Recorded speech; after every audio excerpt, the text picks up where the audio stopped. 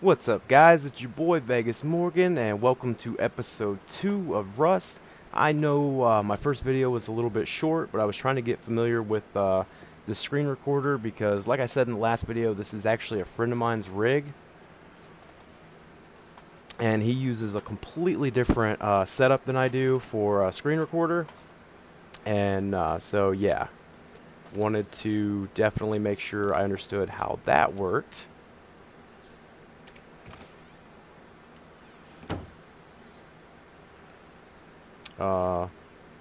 Okay. But anyway, so, yeah. Definitely want to lock that. And then we want to create a key. And create another key. And close the door here. And then hopefully we have enough wood here. I want to get... see, I need 1,000 wood for that, so I should be able to do that. But I also want to get a wood storage box crafted here. So I'll craft that. And then, let's see, what do we want to do? We get the tool cupboard. Go ahead and get that crafting. And get my sleeping bag down so I'm not super paranoid about that. We'll put it over here in the corner. And get the campfire down. Maybe not, because I'm an idiot. But yeah, we want to get the campfire down. Let's put this in the corner here.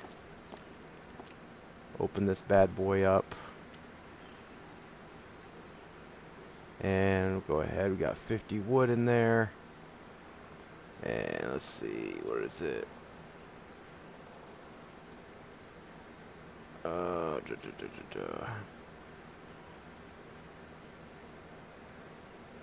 Do 4. So, duh.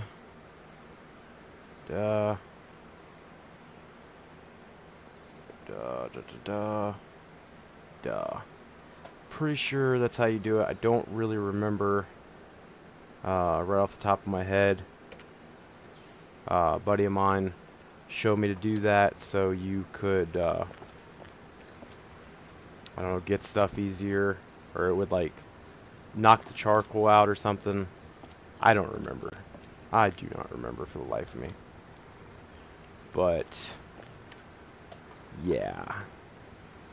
Okay. So I want to take that. Let's stack that up together. Don't really need that anymore. Don't really need those as of now. Have all kinds of freaking metal ore. Holy crap. That is G'd out as can be right there, dude. And that is just awesome. Guess I'll go ahead and take that with me. And yeah. So don't really know why I have an extra key. I guess I made too many for some reason. I don't know. I'm an idiot. So yeah, like,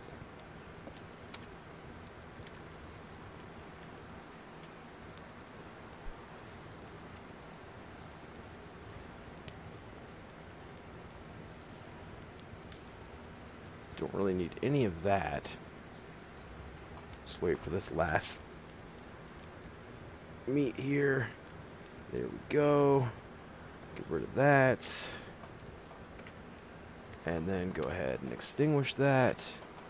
And we're going to go ahead and eat. We definitely need the food right now. You see how the meter goes up, like, just ever so slowly. I mean, it's ridiculous. And, like, what's crazy is, like, how fast it actually drops. I mean, it's ridiculous. But we're just going to go ahead and eat all of our food.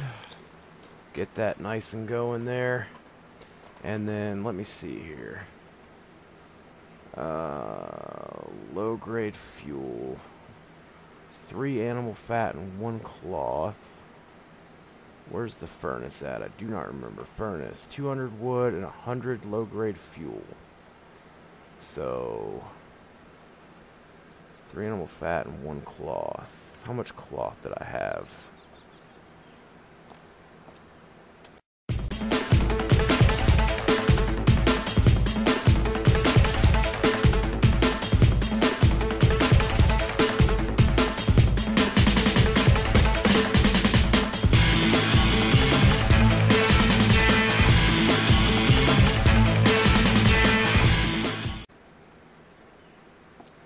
Yeah, okay. That's fine. That's fine for now.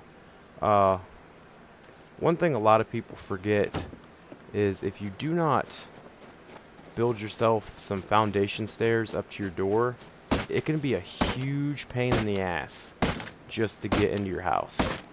I mean, it can like seriously be a giant pain because it will screw you every time. So right now, I know this is not very exciting. We're just trying to get some wood together. We want to get some stone, some more stone. Stone's always very helpful. And we need to go hunting so we can get some more animal fat and cloth. Mainly because we need a hunting bow, and we want to get that last low-grade fuel so we can actually get a furnace going, so we can get some metal fragments and get on making some good gear. Do some Radtown runs. Different things like that. I'm not even sure really where the road is. One of the things that I've seen in videos that I think is kind of a pro tip is a lot of times people will take a extra sleeping bag with them, and what they'll do, which actually that's something I need to do because I'm an idiot. They'll lay a sleeping bag down somewhere kind of secluded near the Radtown. And the reason you want to do that is you can run into the Radtown basically naked, and you're going to get, you know, radiation poisoning, so you're going to die. Well, if you have that extra sleeping bag, you can then turn around and, you know, try to run back close to that sleeping bag, and yeah, you can actually let yourself die and then respawn at that sleeping bag and, you know, get all your stuff. And that's, you know, to me that's a really smart idea.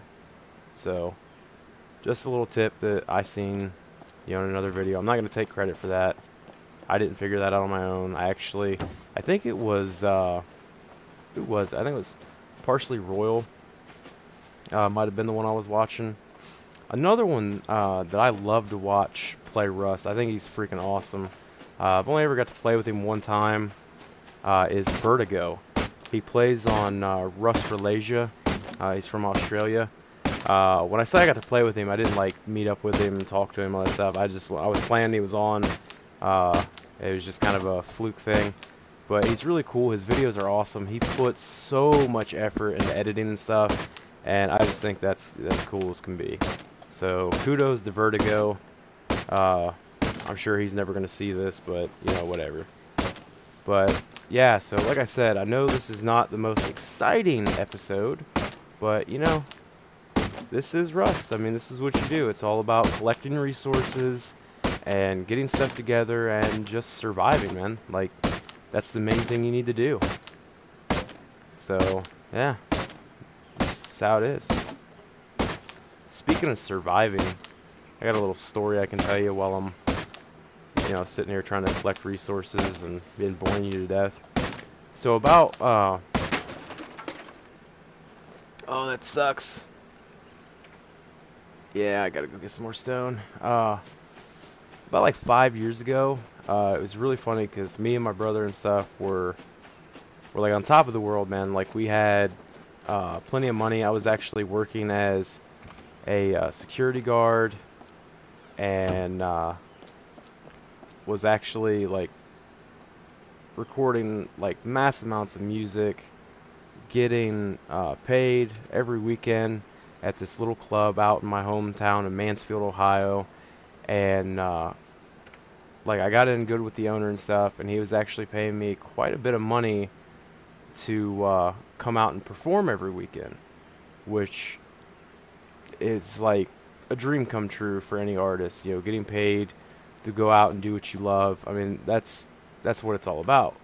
So anyway, you know, like I said, we were pretty much on top of the world, man. Had it licked, and I can't remember exactly what my brother was doing at the time. I'm trying to think. I'm not 100% sure what it was he was doing, but either way, like I mean, we were good. Like we had pretty much, like we weren't rich by any means, but you know, we had everything we needed and couldn't really ask for anything, you know, which was awesome. But anyway, so one thing led to another, and like stuff just went crazy bad.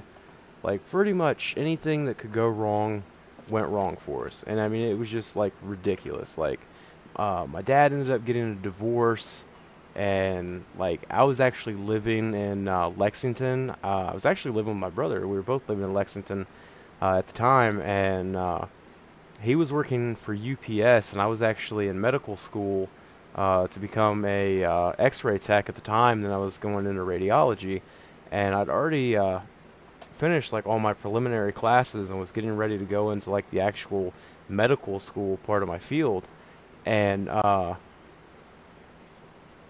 my dad called, and like his wife fucking just like out of nowhere, I guess, was cheating on him, and like it was just like a really nasty divorce, and it just caught my dad completely off guard. And long story short about my dad is he unfortunately he did pass away just back in July, and it's been really rough. But anyway, back to my story. He had hurt his back like really bad quite some time ago, and it was crazy because like they told him that he would probably never walk again, and somehow, some way, like he was able to just like, I don't know, sheer power of will allow himself to walk again. And I just thought that was like crazy. And anyway, he managed and stuff, but because of that, he was getting workman's comp because he got hurt at work, and it was like really bad. And it went on forever until finally he settled out of court with them for like, I don't know, probably $300,000, somewhere around there. And which to me, I think they got off cheap because they didn't have to pay him anymore. But he basically, like, when he was going to the hospital, he got just like so screwed up, and like he blew through his money, just kind of like, like when you're depressed, you like do everything in your power to make yourself happy. And like he was blowing through his money because like he went out and bought like all brand new furniture. He bought a big nice new Chevy Silverado, and like had it decked out like as much as you could get it decked out. Like he had a drag racing computer chip installed, for God's sake, and it was crazy, like all the stuff he did. And like we were going to like concerts, and like we went and see Ralphie May, and went to like Kings Island, which is a amusement park in Cincinnati, Ohio. Went to Cedar Point, like everything in the world. So basically, like he blew all of his money. And like, so after that, like he calls me and my brother, and he's like, I'm not gonna lie, like I blew all my money, I'm broke, and I really need some help. So being the good son I am, I think anybody, should be this way if you consider yourself a good son. I left medical school, and I figured I could always go back, and I moved it back to Ohio to help my dad. And but anyway, like stuff went so badly that like we just ended up being like flat fucking broke. Sorry about the popping. I had the microphone too close to my face. But we ended up being so broke that like we couldn't even pay the water bill or anything. Like it was ridiculous. And at the time, like the economy had just like completely crashed. And it was crazy because like I had college experience, had been a manager like at a gas station, at like another little retail store, and even a hardware store from like the age of 18 and on. So I had like, you know, a lot of management experience. And I thought, oh yeah, I can, you know, I should be able to easily get a job. Well, nope. It actually turned out that it hurt me that I even had that experience, because like nobody was hiring, and the places that were hiring were like McDonald's and stuff, which normally, you know, people would be like, oh yeah, McDonald's, yeah, whatever. Thing is, apparently because I had experience in, you know, being a manager or whatever, they kept telling me that I was overqualified. So I basically could not even get a job at frickin' McDonald's because I was overqualified. And dude, that sucks so bad. God, I don't know why I did that. I'm an idiot.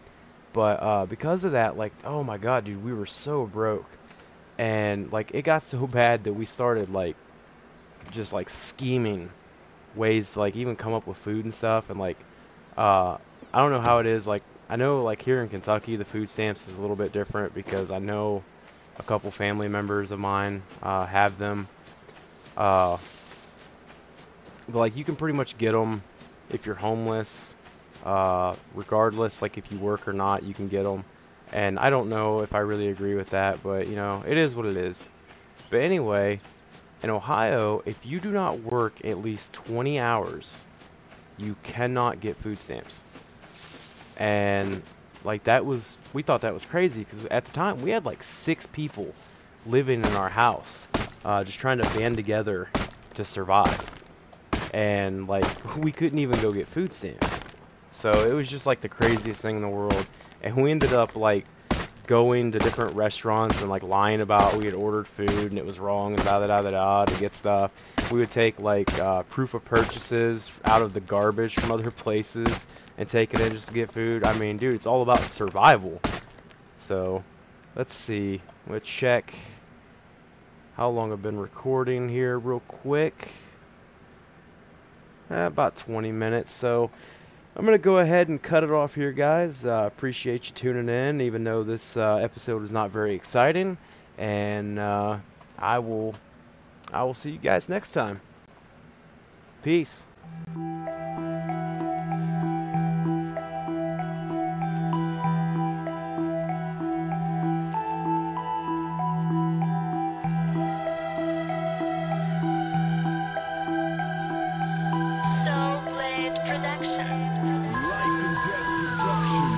They told me I would never make it, just settle for last. But then again, I never asked to be put on blast. So I made my own way and hit this mic so fast. Spit on my past and told my story to die was cast.